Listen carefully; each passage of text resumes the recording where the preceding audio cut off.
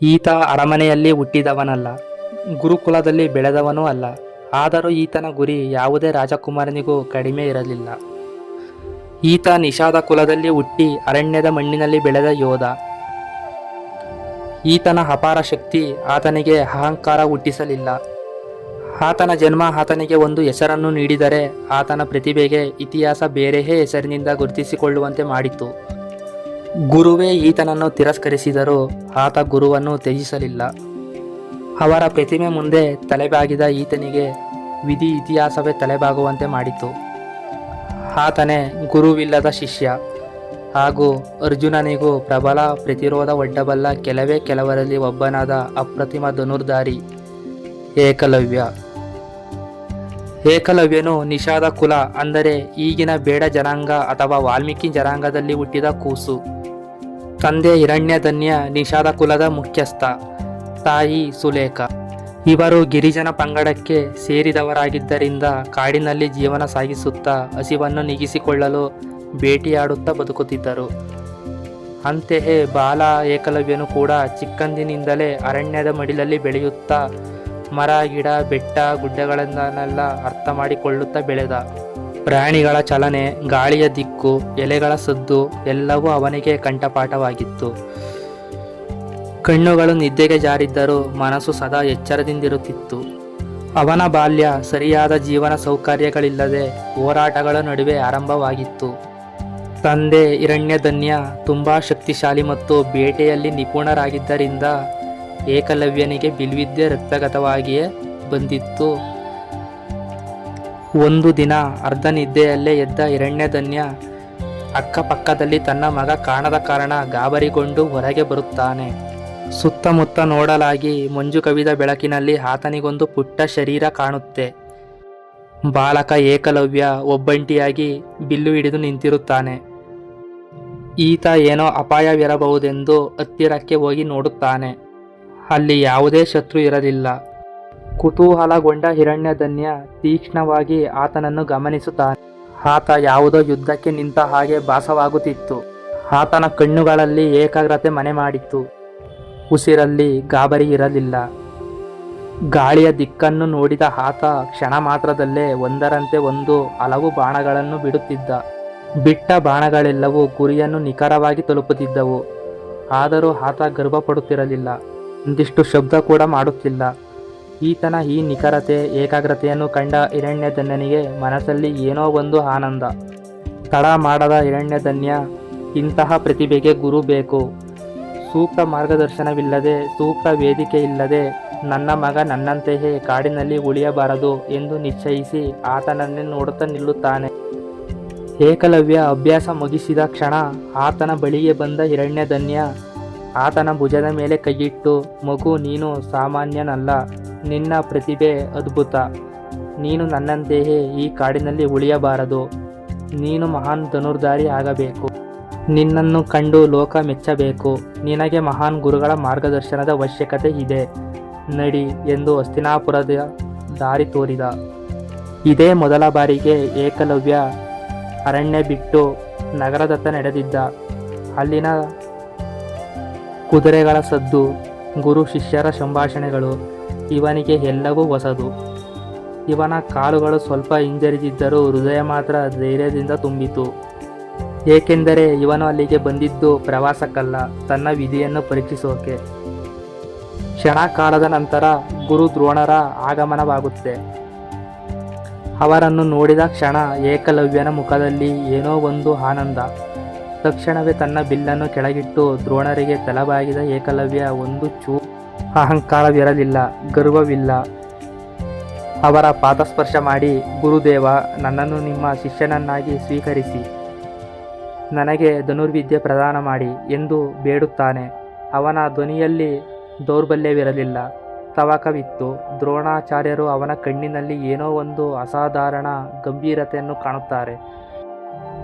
ಆತನನ್ನು ಮೇಲೆ ಎಳೆದು ಅವನ ಹೆಸರು ಮತ್ತು ಕುಲವನ್ನು ಕೇಳುತ್ತಾರೆ.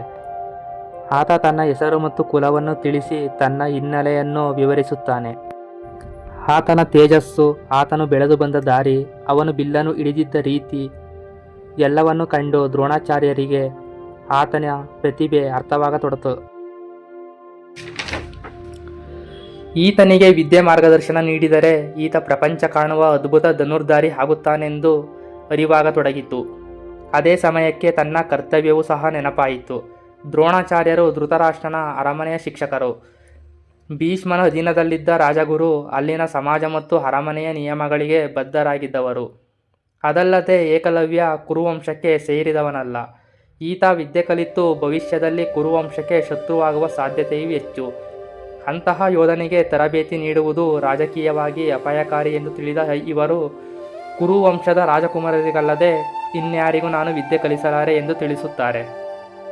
ಆ ಮಾತು ಏಕಲವ್ಯನ ಹೃದಯಕ್ಕೆ ಬಾಣದಂತೆ ಬಂದು ತಾಗಿತು. ಆದರೆ ಆತ ಕುಸಿಯಲಿಲ್ಲ, ವಾದಿಸಲಿಲ್ಲ, ಪ್ರಶ್ನಿಸಲಿಲ್ಲ. ಕಣ್ಣಲ್ಲಿ ನೋವಿದ್ದರೂ ಅದನ್ನು ಹೊರಗೆ ತೋರ್ಪಡಿಸದೆ ನಿಧಾನವಾಗಿ ಬಾಗಿ ಅವರಿಗೆ ವಂದಿಸಿ ಆಶ್ರಮದಿಂದ ಹೊರಟ. ಒಮ್ಮೆಯೂ ತಿರುಗಿ ನೋಡದೇ ಇಲ್ಲ. ತನ್ನ ತಂದೆಯಿಂದ ಗುರು ದ್ರೋಣಾಚಾರ್ಯರ ಗುಣಗಾನ ಕೇಳುವಾಗಲೇ ಇವರೇ ನನ್ನ ಗುರು ಎಂದು ತಿಳಿದಿದ್ದ ಈತನಿಗೆ ಈ ತಿರಸ್ಕಾರ ಈತನ ಆತ್ಮಬಲವನ್ನು ಕುಗ್ಗಿಸಿತು. ಆದರೆ ನಿನಗೆ ಇಲ್ಲಿ ಸ್ಥಾನವಿಲ್ಲ ಎಂಬ ಗುರು ದ್ರೋಣರ ಮಾತು ಈತನಲ್ಲಿ ಛಲ ಮೂಡುವಂತೆ ಮಾಡಿತ್ತು. ಇಲ್ಲಿ ನನ್ನ ತಪ್ಪೇನು? ರಾಜಕುಮಾರನಾಗಿ ಹುಟ್ಟದೇ ಇದ್ದಿದ್ದೆ ನನ್ನ ತಪ್ಪ? ಉನ್ನತ ಶಿಕ್ಷಣ ಅವರಿಗೆ ಮಾತ್ರ ಸೀಮಿತವ? ನಾನು ಕಲಿಯುವೆಗೆ, ಅವರಿಗಿಂತ ಅತ್ಯುತ್ತಮ ಧನುರ್ಧಾರಿ ಆಗುವೆ ಎಂದು ತನ್ನೊಳಗೆ ಶಪಥ ಮಾಡಿಕೊಂಡು ಕಾಡಿನೆಡೆಗೆ ಸಾಗಿ ನಡೆದ ಏಕಲವ್ಯ ಕೆಲಕಾಲ ಕಣ್ಣು ಮುಚ್ಚಿ ಕೂತು ತನ್ನೊಳಗಿನ ಅತ್ಯುತ್ತಮ ಶಿಷ್ಯನನ್ನು ಜಾಗೃತಗೊಳಿಸಲು ತೊಡಗಿದ. ಗುರು ದ್ರೋಣರು ನನ್ನನ್ನು ತ್ಯಜಿಸಿದರೇನು? ನಾನು ಅಂದೇ ನಿರ್ಧಾರ ಮಾಡಿದಂತೆ ಅವರೇ ನನ್ನ ಗುರುಗಳು ಎಂದು ತೀರ್ಮಾನ ಮಾಡಿ ಮಣ್ಣಲ್ಲಿ ಅವರ ಮೂರ್ತಿಯನ್ನು ನಿರ್ಮಿಸಿ ನಿಂತು ಗುರುದರ್ಶನ ಅವನ ಕಲ್ಪನೆಯಲ್ಲಿ ಜೀವಂತವಾಗಿತ್ತು. ಅವರನ್ನು ನೆನಪಿಸಿಕೊಳ್ಳುತ್ತಾ ಅವರ ಮುಖ, ಅವರ ಕಣ್ಣುಗಳು, ಅವರ ಪೂರ್ತಿ ದೇಹವನ್ನೇ ನಿರ್ಮಿಸಿ ಅವರ ಮುಂದೆ ತಲೆಬಾಗಿ ನಿಂತ. ಆದರೆ ಈ ಸಲ ನನಗೆ ಕಲಿಸಿರಿ ಎಂದು ಬೇಡಲಿಲ್ಲ, ನಾನು ಕಲಿಯುತ್ತೇನೆ ಎಂದು ಪ್ರತಿಜ್ಞೆ ಮಾಡಿದ. ಆ ಪ್ರತಿಮೆಯೇ ಅವನಿಗೆ ಗುರುವಾದರು. ಅರಣ್ಯವೇ ಅವನ ಗುರುಕುಲವಾಯಿತು. ಪ್ರತಿದಿನ ಮುಂಜಾನೆ ಬೇಗನೆ ಎದ್ದು ಪ್ರತಿಮೆಗೆ ವಂದಿಸಿ ನಂತರ ಬಿಲ್ಲನ್ನು ಮುಟ್ಟುತ್ತಿದ್ದ.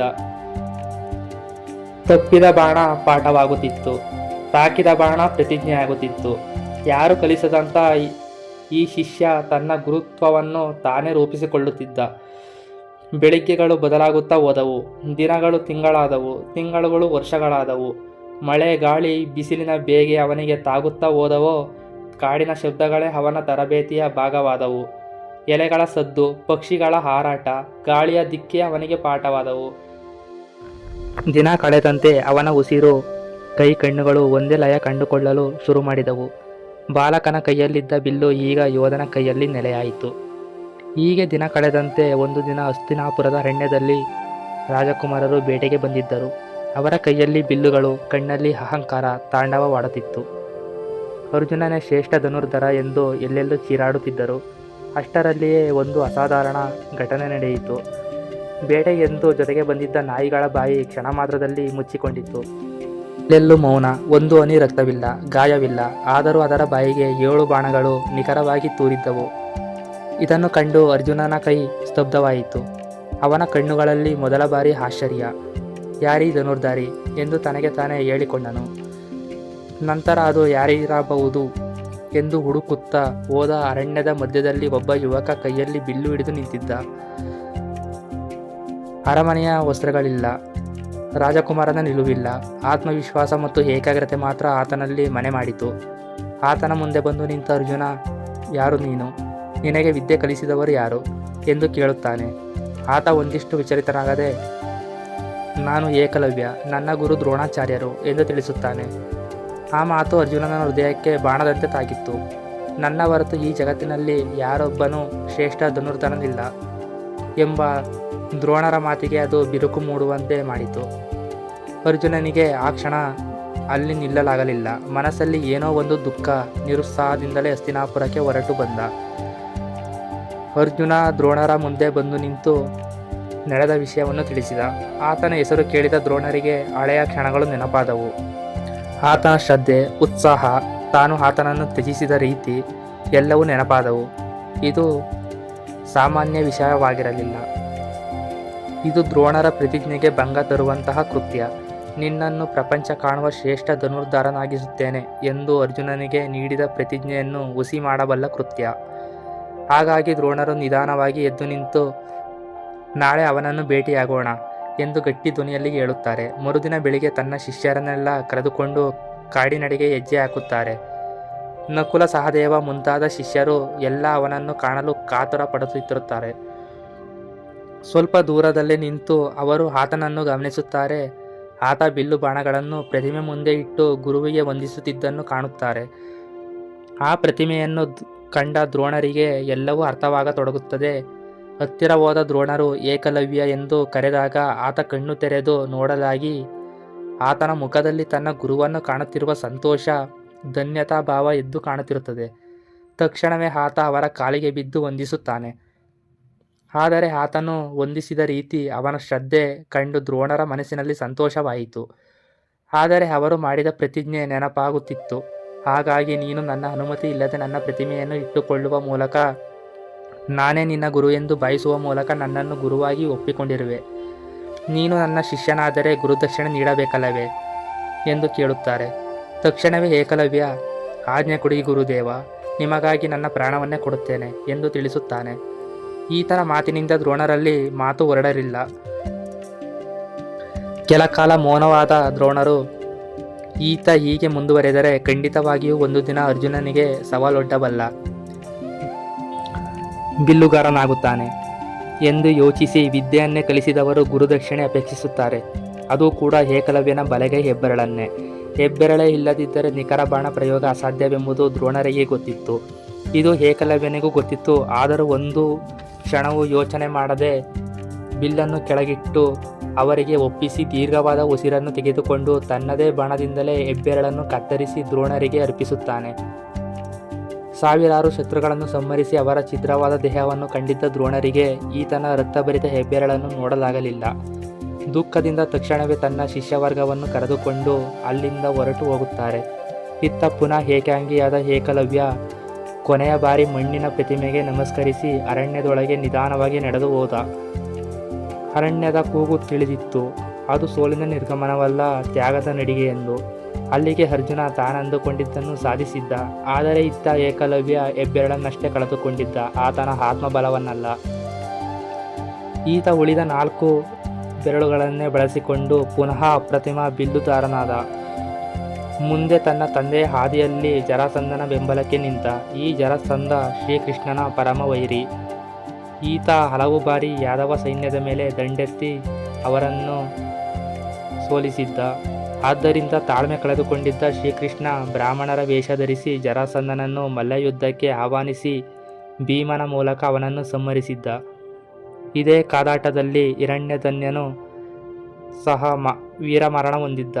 ಇದನ್ನೆಲ್ಲ ಕಂಡು ಕೋಪಗೊಂಡ ಏಕಲವ್ಯ ಯಾದವ ಸೈನ್ಯದ ಮೇಲೆ ದಂಡೆತ್ತಿ ಹೋಗಲಾಗಿ ಅವರ ಸೈನ್ಯವನ್ನೆಲ್ಲ ನಾಶ ಮಾಡಲಾಗಿ ವಿಷಯ ತಿಳಿದ ಶ್ರೀಕೃಷ್ಣ ತಾನೇ ರಣರಂಗಕ್ಕೆ ಬಂದು ತನ್ನ ಸುದರ್ಶನ ಚಕ್ರದಿಂದ ಏಕಲವ್ಯನ ಶಿರಚ್ಛೇದ ಮಾಡಿದ. ಅಲ್ಲಿಗೆ ಅಪ್ರತಿಮ ಗುರುಭಕ್ತ, ಅತ್ಯಂತ ಅಮಾಯಕ, ಅದ್ಭುತ ಧನುರ್ಧಾರಿ ಏಕಲವ್ಯನ ಅಂತ್ಯವಾಗುತ್ತೆ. ಸ್ನೇಹಿತರೆ, ನಿಮಗೆ ಇದು ಗೊತ್ತಿರಲಿ, ಈ ಕಾಡಿನ ಕಂದ ಏಕಲವ್ಯನನ್ನು ಸಂಹರಿಸೋಕೆ ಖುದ್ದು ಶ್ರೀಕೃಷ್ಣನ ರಣರಂಗಕ್ಕೆ ಬರಬೇಕಾಯಿತು. ಇದೇ ಏಕಲವ್ಯನ ಹಿರಿಮೆಗೆ ಸಾಕ್ಷಿ. ನೋಡಿದ್ರಲ್ಲ ಸ್ನೇಹಿತರೆ, ಇದೇ ಶ್ರೇಷ್ಠ ಧನುರ್ಧಾರಿ ಏಕಲವ್ಯನ ಹಿನ್ನೆಲೆ. ನಿಮಗೆ ಈ ವಿಡಿಯೋ ಇಷ್ಟ ಆಗಿದ್ದರೆ ಇದಕ್ಕೊಂದು ಲೈಕ್ ಮಾಡಿ, ಶೇರ್ ಮಾಡಿ, ಸಬ್ಸ್ಕ್ರೈಬ್ ಮಾಡ್ಕೊಳ್ಳಿ.